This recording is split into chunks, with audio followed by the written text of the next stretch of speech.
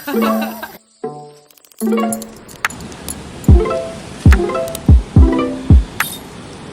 ho ho, that is a dime.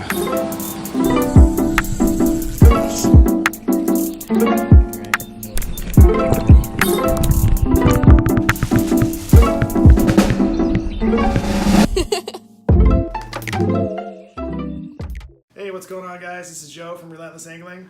Here to talk to you tonight about pink worms and how to rig them. So tonight we're going to show you how to rig a pink worm using a worm threader. We're going to use Gamakatsu Big River bait hooks, and we're going to show you different couple leader options that we like to use.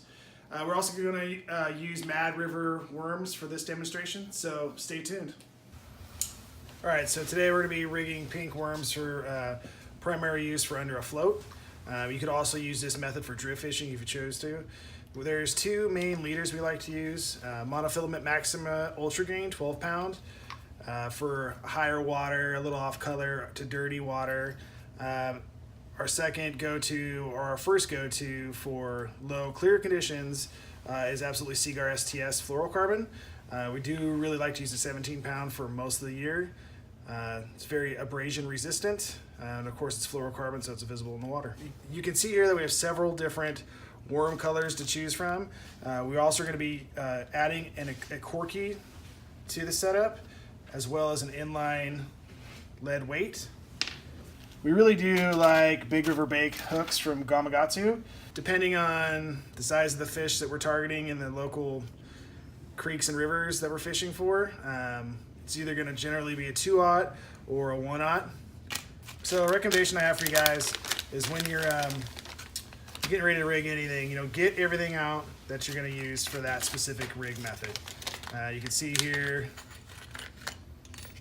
I've got the corky I want to use, the inline weight, bead or bobber stops, threader, worm threader, and then I've got my leader right here ready to go. We really like running 6-inch worms for winter steelhead. Couple reasons. Does seem to attract maybe some of the more aggressive fish. When we order these 6-inch worms from Mad River, cool thing is you can always just break them down. If you are in a situation where you feel like it's too big, you can just break them down and use what you need. But we've caught countless fish, anywhere from 6 pounds to 15 pounds on a 6-inch worm.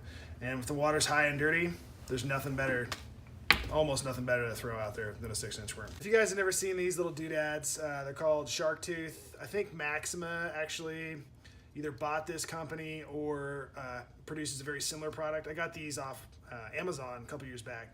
They're pretty cool. You run your leader through here. Keeps the line on there nice and snug when you're not pulling leader off. But also it's just got a little blade in there, and it cuts your leader for you. It's great. You don't have to be reaching for your snips all the time or whatever. So when it comes to leader length, that's kind of a question that gets asked a lot. Like, what length of leader are you running? How long of a leader did I choose?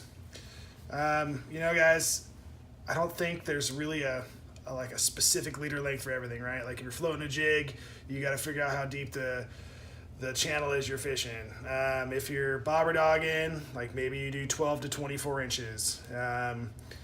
It just really kind of comes down to preference, what the structure is on the bottom of the river, and try different things, and what you find success with, stick with it. So this is probably about a 4-foot piece of Maxima Ultra Green 12 pound. I will say a little tip for me is I generally pull off a little extra leader than I think I want to run, and then I tie it, I tie my hook, measure it to my body length, and then decide if I need to trim some off or not. So we're gonna go and just tie a basic bait loop here.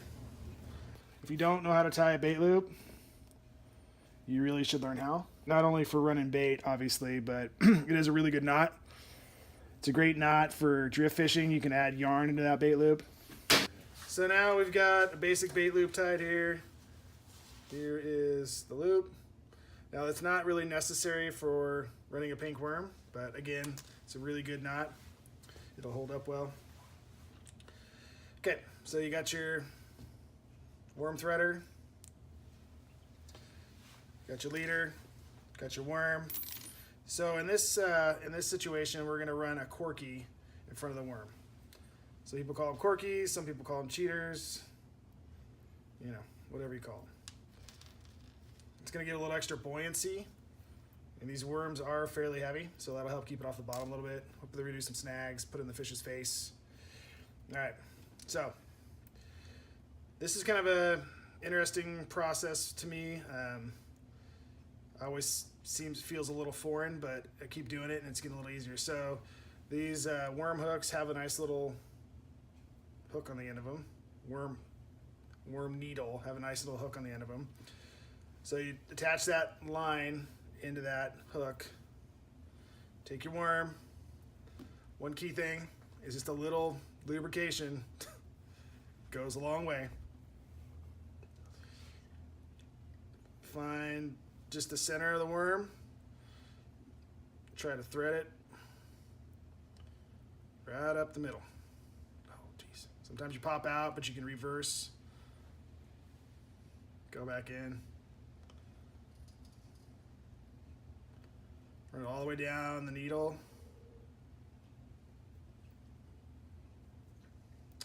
I usually like to pop out about right there. I don't know, inch and a half from the end. All right, pull it down over the leader. So the leader's inside the worm. Slide it on off. And as you continue to pull that needle out, that leader's gonna come through the worm. Luckily, we got lucky there. Still there. So this is all real life stuff that happens. So just grab that with a needle, pull it out, money. Then again, to run it down the leader, a little lubrication, spit, scent, whatever you got. Helps that worm go down. If you don't, you'll see little chunks of rubber. In fact, there's a couple of them right there. But you'll see even more than that on the leader, which isn't a big deal because you can just basically do the reverse with some spit or whatever. The next step would be to add an inline lead weight. One of the things we like to do might be a little different than what everybody else does. A lot of people like to just do like a split shot and pinch it on there, which is fine. We've done that for years, but there's no doubt it can cause an abrasion in your line. So one thing we've started doing the last couple of years is using, they're called egg weights. So they're hollow in the middle, like shape of a barrel or a keg. And then these bead or bobber stops, the rubber bead or bobber stops, come on a wire, slide them through the hole, pull them on there. And then we do one on both sides of the barrel weight.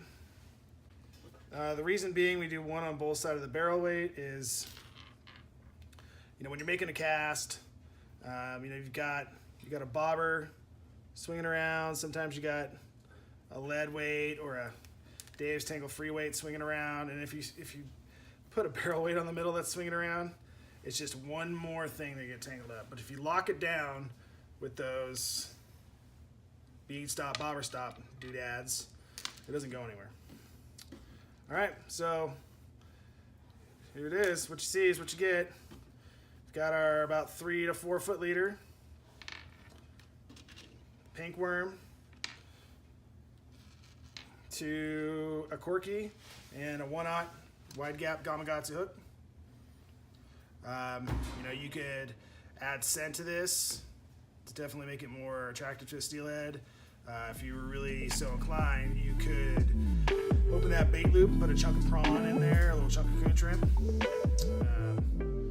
It's been kind of a low dry year, but as the last few days it's really been raining, so you may be going directly to pink worm and bobber dogging or under a bobber for success in the next few days.